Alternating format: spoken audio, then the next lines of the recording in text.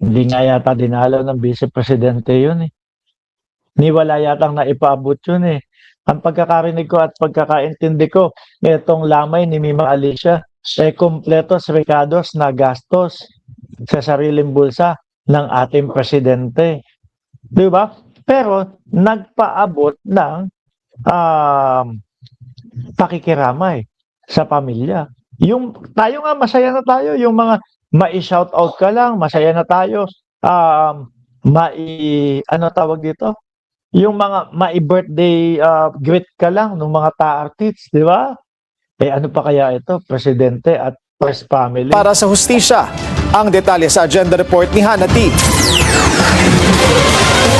Dumalaw sa lamay ng nasawing vlogger na si Mima Alicia, si Palace Atty. Claire Castro, nandyan. Press Officer Claire Castro. Nakiramay siya sa pamilya nito na mula na rin daw mismo sa Pangulo. Nung nalaman po ito, may first lady. Sabi na po, ano yung pwede ate itulong? Sabi ko, ma'am, inaayos na ko. Sabi na good. Ito po, totoo po to. Nasa message ko po to. Isa sa akin niya po, si Mima sa kanya mga atasan. Kami po yung first lady. Makita nyo yun? Yung mga Duterte ba, may padasal ba? Doon sa mga namamayapa nilang mga vlogger, parang wala naman ho. Diba? Jo Marie Espino, naiintindihan ko ang presidente. Hindi talaga makakadalaw yun. Siya, kaya kumikilos, hiya naman sa BP, puro lustay lang. Yung BP nga hindi dumalo doon sa namayapa nilang vlogger na Sabi ni Shiro Kansaki, live daw. Oo, live. Ikaw lang naman tong late lagi. Hindi man daw sila personal na nagkikita ni Alicia. Parang magkakalapit na raw talaga ang mga vlogger. Matagal na raw supporter ni PBBM si Alicia. Biyernes ng umaga, naispatan ang dalawang sospek na sakay ng motorsiklo sa tapat ng bahay nito sa Caloocan City at saka siya binaril. Sinubukan pa siyang dalhin sa ospital pero tanging ang partner niya lang ang nakaligtas. Malaki ang pasasalamat ni Yun ang tanong. Tanging ang partner niya lang ang nakaligtas. Meron na po bang naging interview? Meron na po bang narinig kayo na pagsasalaysay nung jowa ni Mima Alicia hanggang ngayon? Ano po? Hindi ko naman binibigyan ng issue, mga kababayan. Pero kasi siya yung malaking bagay at maaari na makapagbigay ng malaking porsyento para malutas itong kaso ni Mima Alicia. Ano po? Ang sabi, ayan, nakaligtas. Narinig din natin, balikat paalang ang tama. Although, syempre, masakit pa din ho yun at kailangan pa din ho magpagaling. Pero yung mga ganong parte, ilang araw na din, 3, 4, kahit pa paano siguro, kaya na po yun. Di ba? Makapagbigay ng salaysay. Nagtataka ako, hindi ko alam, nakalabas na ba? Dahil syempre, pag ng bala, mga ilang araw, labas na. Or sabihin na natin, hindi pa nakakalabas, pero mga ilang araw lang, pwede nang magbigay ng kanyang mga kaalaman o background kung sino yung mga yumari sa kanila. Di ba? Kasi ang malaking nakikita ko dito, mga kababayan, is sinindikato si Mima Alicia. Yun yung naririnig nating mga vlog nila Boss Mike Cervera. Di ba, Sir Almond Lee? Don't skip ads here. Salamat po. Senator Kiko Pangilinan kay Alicia. Nakaambag daw kasi ang Ayan. Malaki ang pasasalamat ko sa kanya. Malaki ang ambag ng kanyang matapang at mahalagang boses sa aking kampanya noong 2025. Biruin niyo po kakamping. Kung hindi ako nagkakamali, minsan na din po nabanatan ni Mima Alicia, for sure. Dati kasi, ang kabardagulan namin yung mga kakamping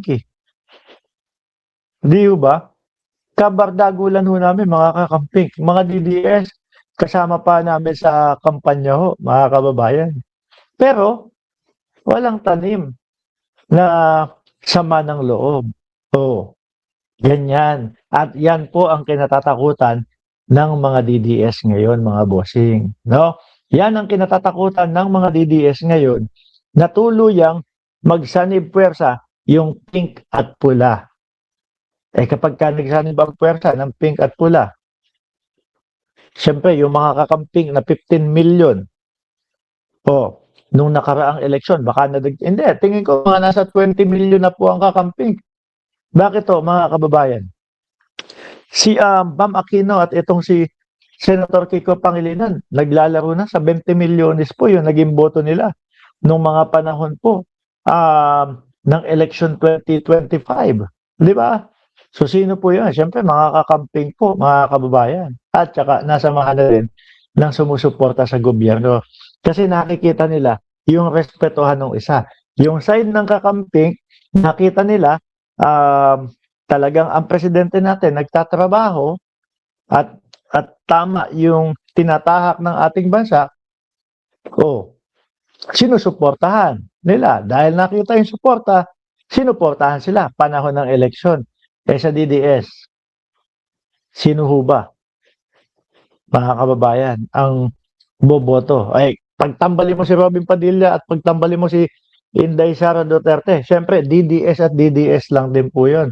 Tayo, 31 million tayo, pero ang lalabas sa bibig natin, pawang katotohanan lang po, panigurado ako, nabawasan tayo. Dahil yung mga DDS, wala na. Di ba? Wala na, hindi na susuporta yan. Hindi naman ho tayo kagaya ng mga DDS na paulit-ulit nasasabihin 32 million kami. Ang katotohanan, wala na tayo ho doon. Di ba? Sabihin na natin 31 million tayo. Sabihin na natin 11 milyones yung natapyas sa atin. Natira na lang 20 milyones. Tapos pag sinama mo yung 20 milyones ng kakamping at pinagsama mo yan at ang tumakbong presidente na hikayat si Atty. Leni Robredo na tumakbo sa pagka-presidente sa 2028 at si Bongbong Marcos sa pagka-vice presidente, siyempre simple lang. Iboboto naming presidente kung sino ang katambal ni Pangulong Bongbong Marcos. Aliw ba? Ganun din ho. Siyempre, ang mga kakamping, alangan naman si Robin. si Robin Padilla iboto ng mga kakamping. Naku po. Parang yun na po yung pinaka-imposibleng mangyari po. No? Sa kasaysayan ng politika sa Pilipinas, mga kababayan. So sila, matitira sila na lang ho. Kaya nga ho, di ba, sumubok, di ba, sumubok po yung kampo ng Vice Presidente na si Sara Duterte na bisitahin si Atty. Leni Robredo doon sa Naga. Di ba? Beroin mo, ano yung pagbisita na yon? Dahil kaibigan? Kung paano ho binabalahura ng dating Pangulong Duterte si Atty. Leni Robredo tapos biglang kaibigan si Sara Duterte. Siyempre, para humimok ng suporta at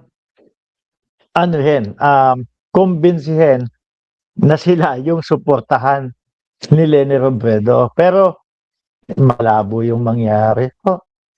Mga kababayan, malabo hong mangyari yun. Ang mas nakikita ko posible kapag ka nahikayat ng mamamayang Pilipino si Atty. Leni Robredo, tapos Bongbong Marcos o kung sino, basta pink at pula nagsanib puwersa. Wala yan. Tapos yung mga yan. Naging matapang nito sa kanyang 2025 senatorial campaign. Kahit hindi raw madali, nanindigan ito sa tama at ipinakita ng vlogger na buhay ang demokrasya sa bansa. Hindi raw dapat matapos lang ito sa pagdadalamhati, kundi sa masusing investigasyon sa kanyang pagkamatay. Bumisita rin si Senator Risa Ontiveros sa lamay ng vlogger at sinabing kaisa siya sa pagtawag ng hustisya. Nagpasalamat din ito sa suporta ni Alicia. Kasama ng senadora si dating Senator Sonny Trillanes, nakitang kinakausap ang ina ng biktima. Tuloy-tuloy naman ang pagbibigay ng seguridad ng PNP para sa pamilya ni Alicia habang gumugulong ang investigasyon sa pamamaslang. Meron pa si Senator Rapi Tulfo. Dumalaw na din po, pumunta na din po doon sa lamay